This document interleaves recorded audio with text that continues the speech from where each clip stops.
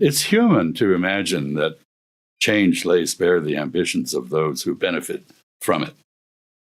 China has successfully returned to wealth and power, but there is little evidence that in doing so, the Chinese have sought anything other than their own enrichment, international respect, national unity, and reassurance against renewed subjugation by foreigners. We Americans nonetheless fear our eclipse by China. Our fears are aggravated, augmented by our lapse into xenophobia and authoritarianism.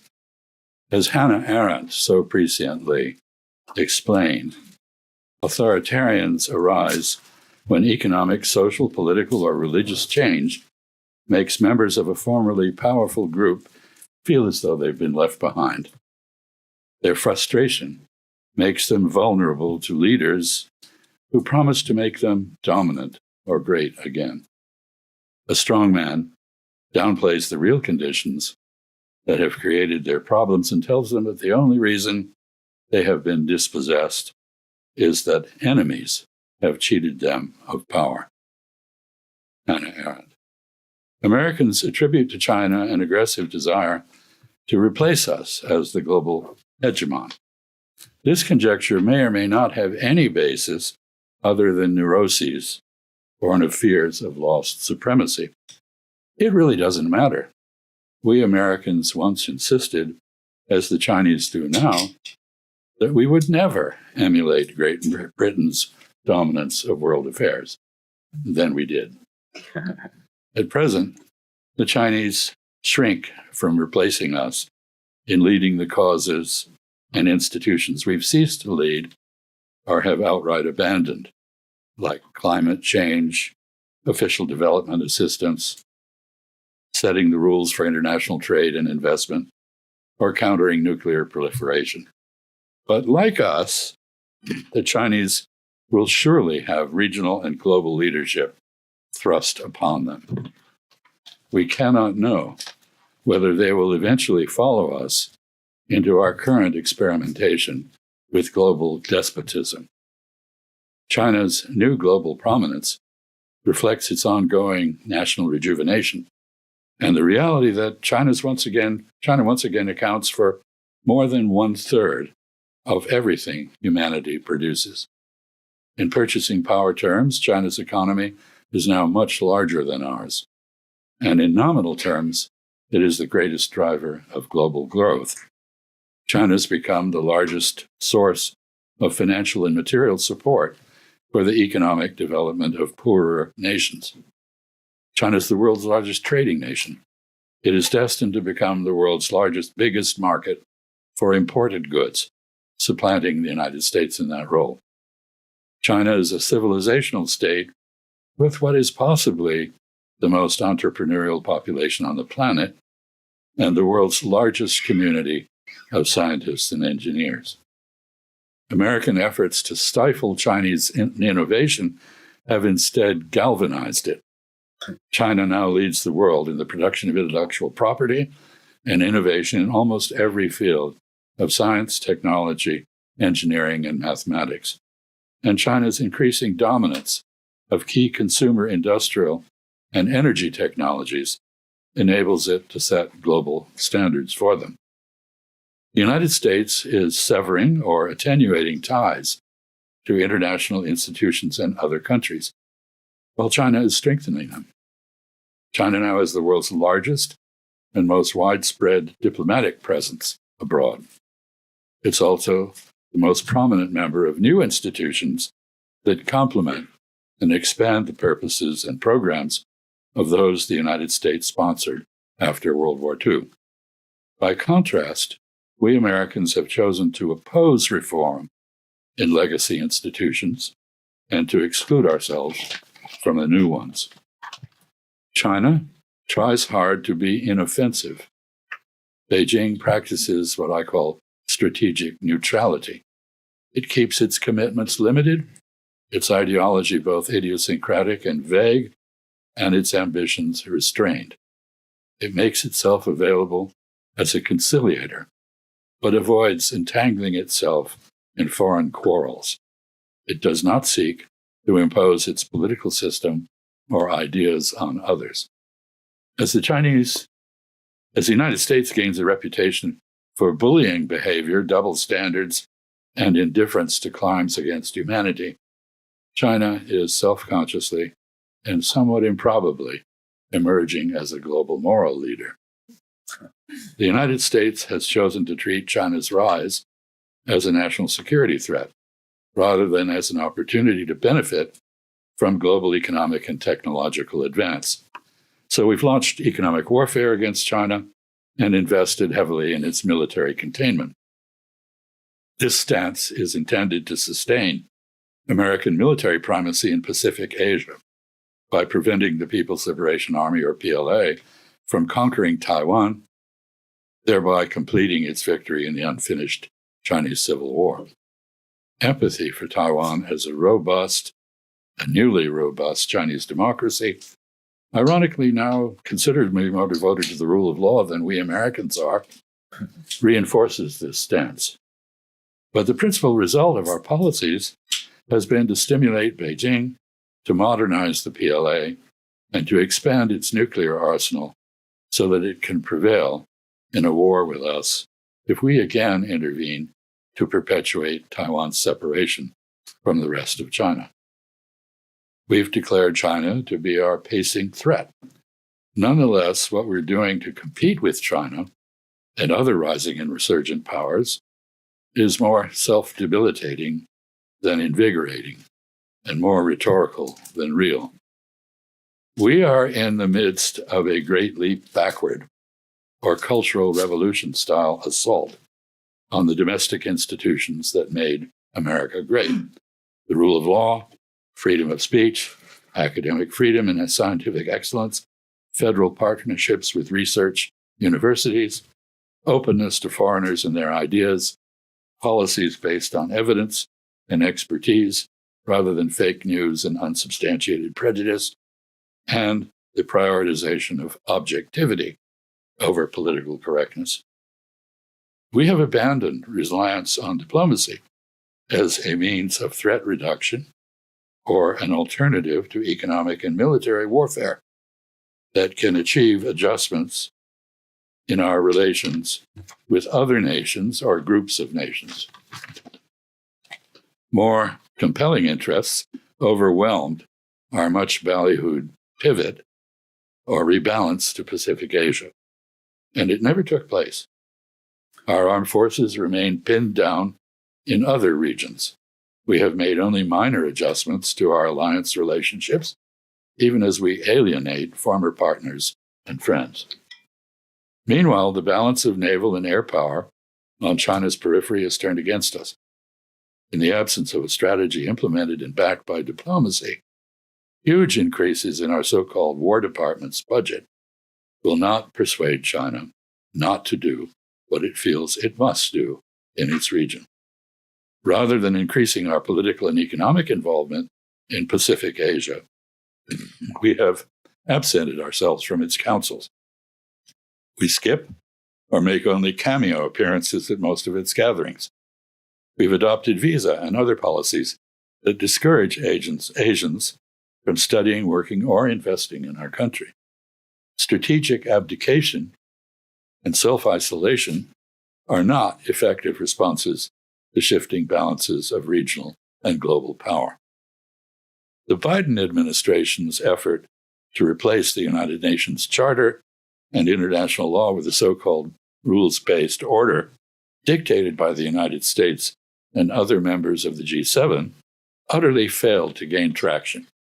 Instead of buttressing the global leadership of the West, we Americans discredited our pretensions to exemplify a civilization entitled to impose its allegedly superior values on others. Consider our abandonment of the rule of law and endorsement of indefinite detention without charge, both at home and abroad. Our participation in kidnapping, torture, and regime change operations.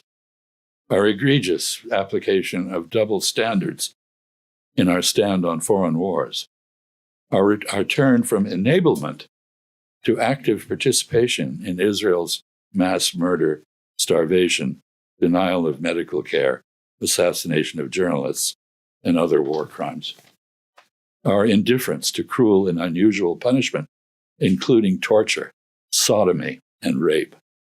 Our politically vindictive suppression of dissenting opinions, and our abandonment of constitutional democracy in favor of what Latin Americans call caudillismo, a term of authoritarianism characterized by a personality cult. We have ceased to offer others access to our market, provide foreign assistance, or build institutions to meet challenges to regional and global interests that legacy institutions we originally created lack the capacity to address. We've withdrawn from or are sabotaging the institutions we created to promote and regulate global commerce and cooperation, substituting for them unilateral American attempts to exercise dominance coercively through economic warfare, punitive tariffs, and sanctions. Extortion, the operation of a protection racket involving the expropriation of foreign real estate and resources, and the lawless use of force. We are now seen as cruel and profiteering rather than caring. At home, the United States is adopting a novel form of state capitalism with American characteristics. This grifter-directed economic order is a parody of our distorted understanding of the Chinese system. It's based on political payola, the protection of vested industrial interests, subsidies to offset the damage done by deleterious policies, and the rake-off of private profit from government activities by a privileged class of plutocrats. Among other things, our version of state capitalism entails disregarding conflicts of interest to enable private enrichment at government expense, subsidizing uncompetitive economic sectors and protecting them from foreign competition, disinvesting in education, scientific research, and government services, curtailing investment in new technologies like electric vehicles, wind, and solar power to make the U.S. safe for the coal, gas, and oil and gas and the internal combustion engine, snatching partial government control of key industries by extorting equity shares from them in return for policy favors, relying on credit rollovers rather than tax revenue to finance unprecedented levels of government debt. The world economy no longer revolves around the volatile, contracting, and increasingly inaccessible American market. It is fragmenting into multiple regional trade and investment regimes whose only common characteristics are, first, their exclusion of the United States, and second, their commitment to restoring and enhancing the open trading regime once embodied in the World Trade Organization, WTO. Smaller economies are shifting toward reliance on larger ones that can guarantee trade and investment. Sadly, the United States is no longer a dependable source of either. America also no longer leads most fields of science and technology.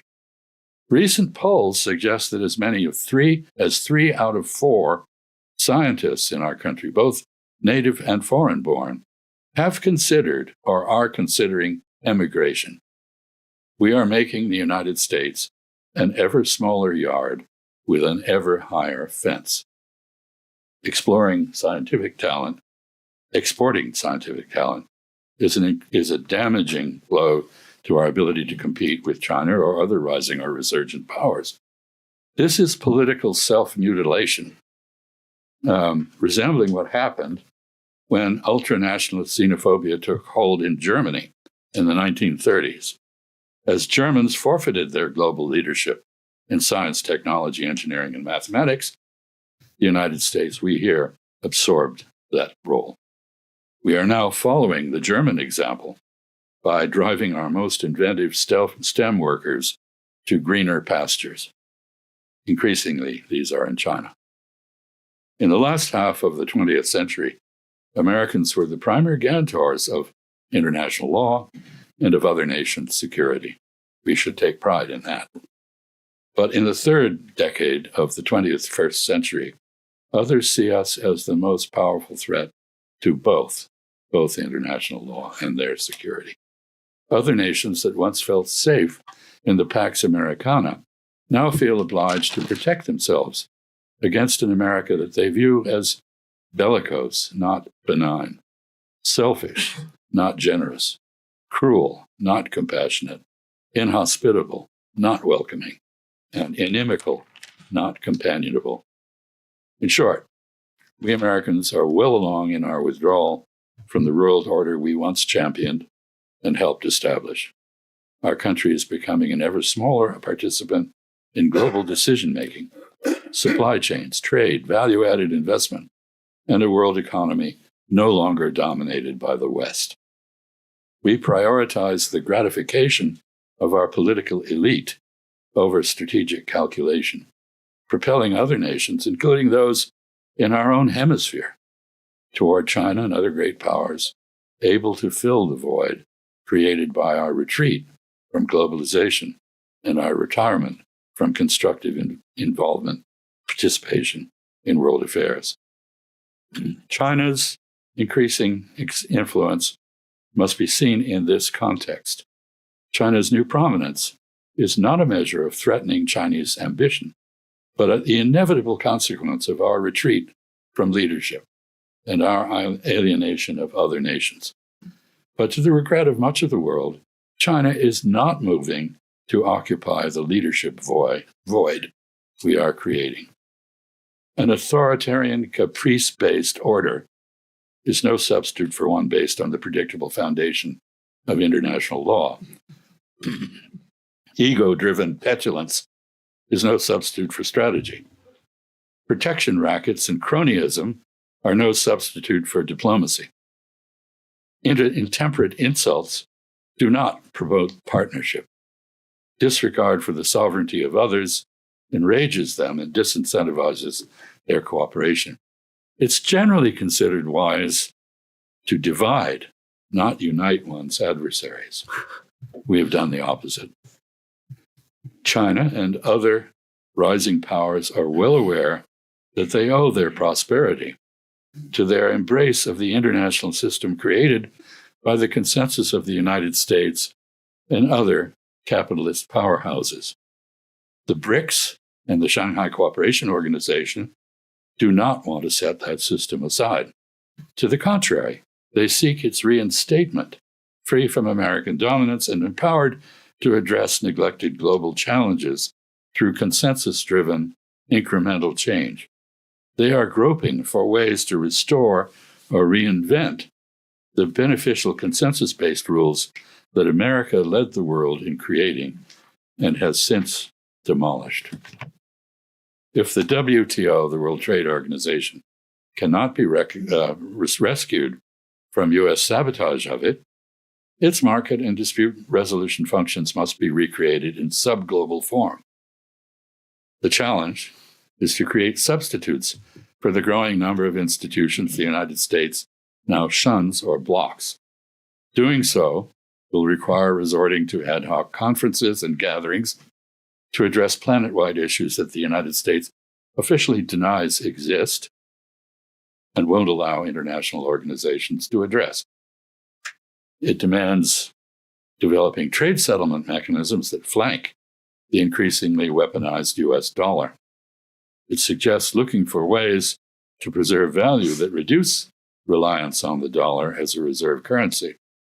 It means forming new defensive coalitions, ententes, and alliances to make up for the lost protection of international law and the transformation of the United States from military protector to uninhibited predator. Meet the proposed new world order. Same as the old one, but under new pluralistic management, and regulated by new institutions. America has turned its back on globalization, but the world beyond the transatlantic community continues to globalize. American strategy has always aimed at preventing the rise of a Eurasian hegemon that might menace our global primacy. But our confrontations with China and Russia have pushed them into a close embrace, to which other U.S. policies have now added Iran and North Korea.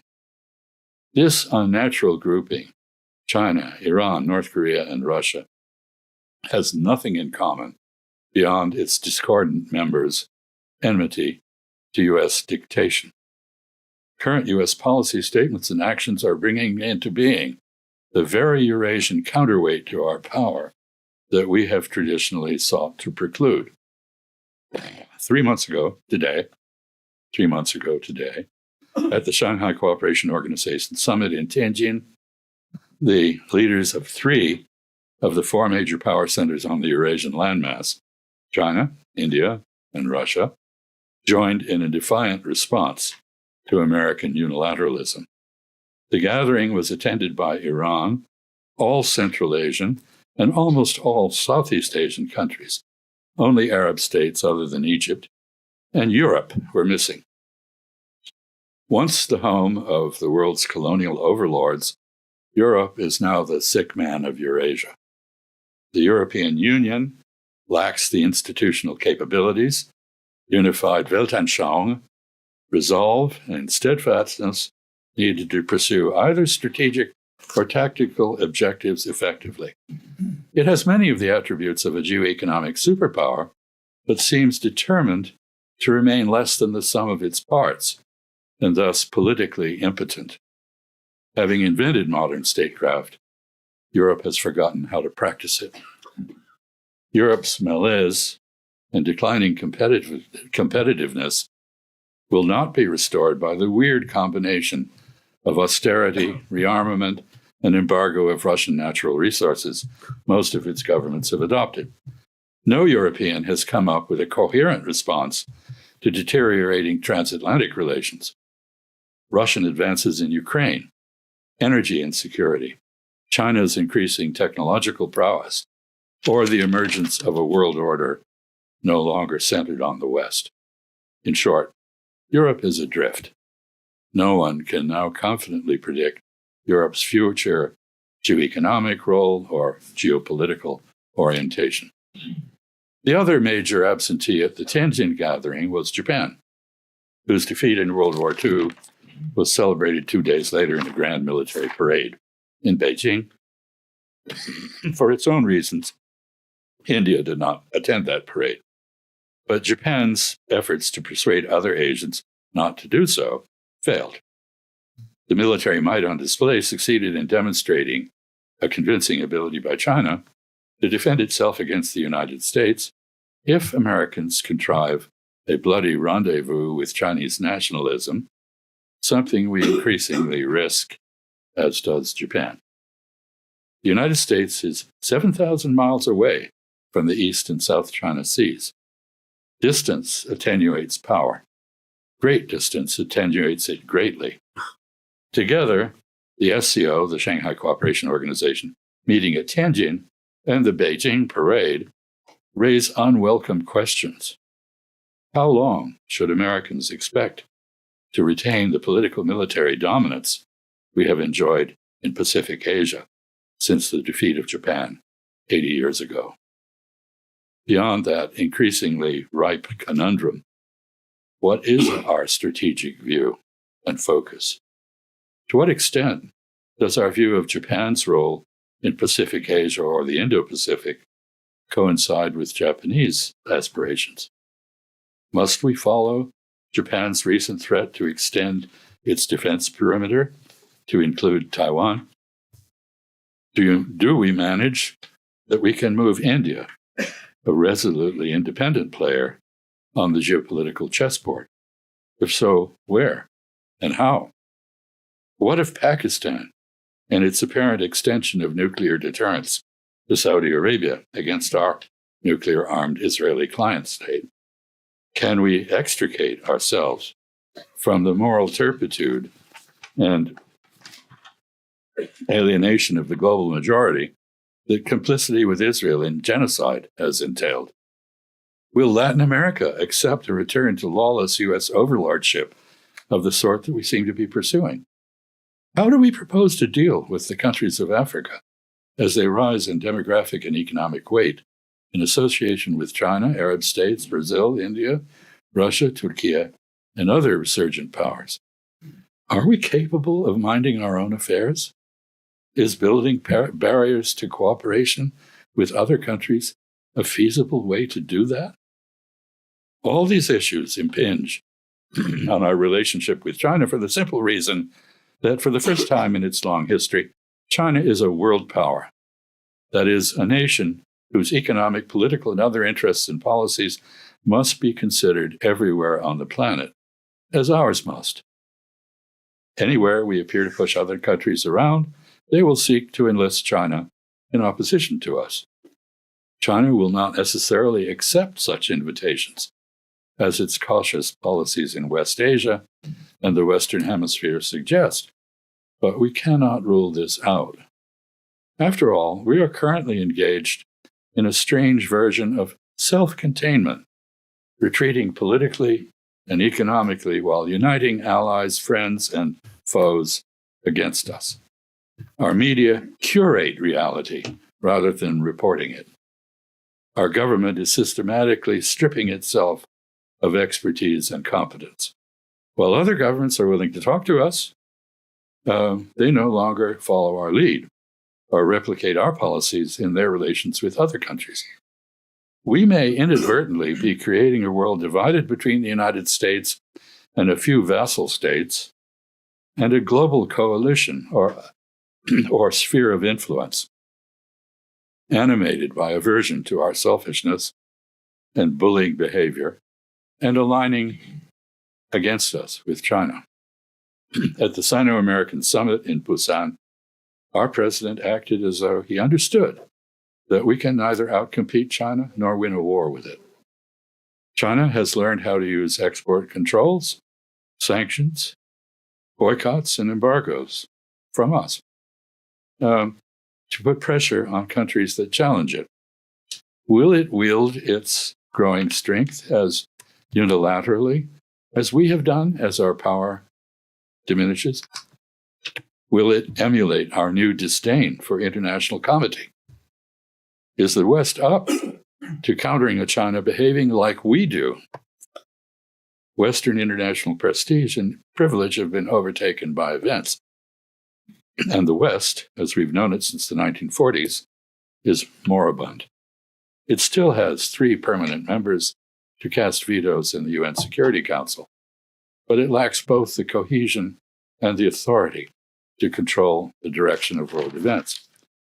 China has many problems, but most of them do not conform to those that career anti-China polemicists have predicted. China shows no sign of collapse. It is not growing old before it grows rich. It is instead growing rich through automation and offshoring those labor-intensive industries that cannot be manned by robots. Negative population growth, plus steady economic growth and gains in productivity, foretell considerably higher per capita incomes for the Chinese people. Most Chinese do not share our distaste for their political system. Unlike us, China is not at war with other countries. It may yet be able to conclude its civil war through shows of force, assimilating Taiwan by making the island an offer it cannot refuse, rather than through outright warfare. We better hope so. Our current mindless drive toward war with China over Taiwan can only end in tragedy for all concerned, including Taiwan. It is, of course, not inevitable that China's progress toward greater affluence and global leadership will continue without interruption. Many things have gone wrong for China in the past. Much could go wrong for it again. But hoping that China will suffer unanticipated setbacks is not a strategy. The fact is that the United States does not have a plan for dealing with the most probable scenario before us, a world in which China has returned to the preeminence of past millennia. We need to conceptualize one. This means we must nurture a realistic understanding of China and the Chinese, not engage in spurious reasoning by analogy. China does not seek to conquer or abridge the sovereignty of its neighbors. It is not engaged in a search for Lebensraum or foreign colonies. It has no theory of manifest destiny. Its warring states period, in which it resembled Europe or India in the viciousness of its internal rivalries, is long past. It is unlikely to follow either our path or that of other civilizations. Tragically, whatever the source of our current approach to managing China may be, it is not expertise. We are now led by China hawks who've never been to China or studied it, but who are convinced they know everything they need to know about it. Our president's first and only visit to China was as president, in the security cocoon and perceptual bubble that presidential visits entail. Neither our Secretary of State, who was in fact sanctioned by China, denied entry to China for his vituperative comments about it, nor our so-called Secretary of War have ever been to China. The architect of the administration's trade and investment war on China, Peter Navarro, sometimes known as Ron Varro, with whom he conducted an active dialogue, made his career with decades of China bashing, but had his first and only visit to China in 2018. He's not been back. The small army of China hands that used to populate our diplomatic and intelligence services has been decimated. Those who remain have no real input into China policy anyway. In any event, there is no coherent policy process in today's Washington in which their expertise might play a part. The last quarter century, I hate to remind us, has seen an unbroken series of defeats, disappointments, and political and economic crises for our country. Most recently, the scuttle from Afghanistan, the failure of our proxy war in Ukraine, our engagement in the genocide in Palestine, a forever war on behalf of Israel with Iran, dysfunctional policies that have made North Korea a nuclear threat to our cities, and escalating confrontation with Venezuela and its neighbors. We are engaged in combat with so-called terrorist forces in at least 82 countries. But instead of learning from this sorry record, the United States has adopted an approach to international relations that combines the belief that the right combination of pressures can always bring foreign nations to heel, personal chemistry can overcome conflicting national interests, and military action should precede diplomacy rather than back it. Our leaders habitually avoid the hard political choices that statecraft demands while throwing money, sanctions, weapons, and soldiers, sailors, airmen, and Marines at problems. They like flashy signing ceremonies, pseudo events that celebrate their resolution of problems they have not in any way resolved. We cannot afford to apply this self-indulgent methodology to China, which is destined to play a role at least equal to ours in world affairs. We must be realistic. We had better come up with a way to coexist with the Chinese, leverage their rising prosperity and technological competence to our own, and reducing the danger of pointless confrontation with them.